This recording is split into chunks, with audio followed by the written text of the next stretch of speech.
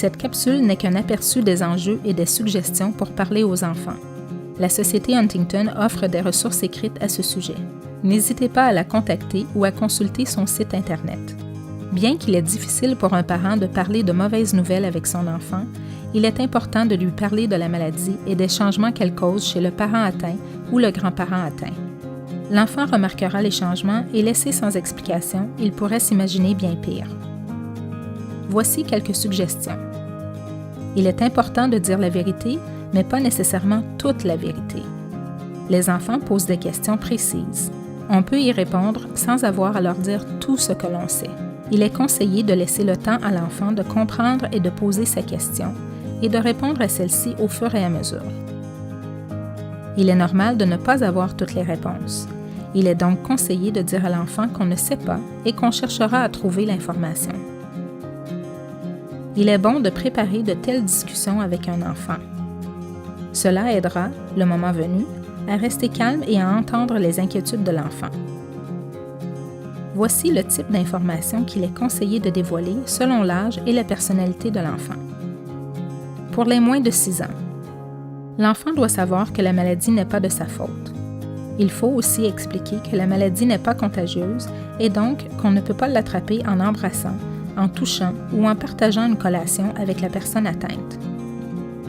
Pour les 6 à 12 ans, ces enfants sont prêts à apprendre plus de détails. Ils peuvent comprendre que la maladie peut avoir plusieurs symptômes en même temps. Expliquer simplement les différents symptômes. L'adolescent. Il faut lui parler comme à un adulte, mais ne pas donner toute l'information en même temps. Surtout, il faut lui dire la vérité. Il faut respecter son besoin d'intimité et comprendre qu'il peut ne pas vouloir en parler. Au début de l'adolescence, le jeune commence à comprendre la génétique et il est important de lui parler du côté héréditaire de la maladie. Sinon, il risquera de le découvrir par lui-même en écoutant une émission de télé, dans un cours de biologie ou encore sur Internet. Plusieurs réactions sont normales chez l'enfant. Il faut lui laisser le temps de digérer la nouvelle. Il peut vivre un choc, des inquiétudes, de la peur, de la tristesse et du déni. L'enfant peut aussi éprouver de la colère et de la frustration, et par la suite se sentir coupable de s'être fâché.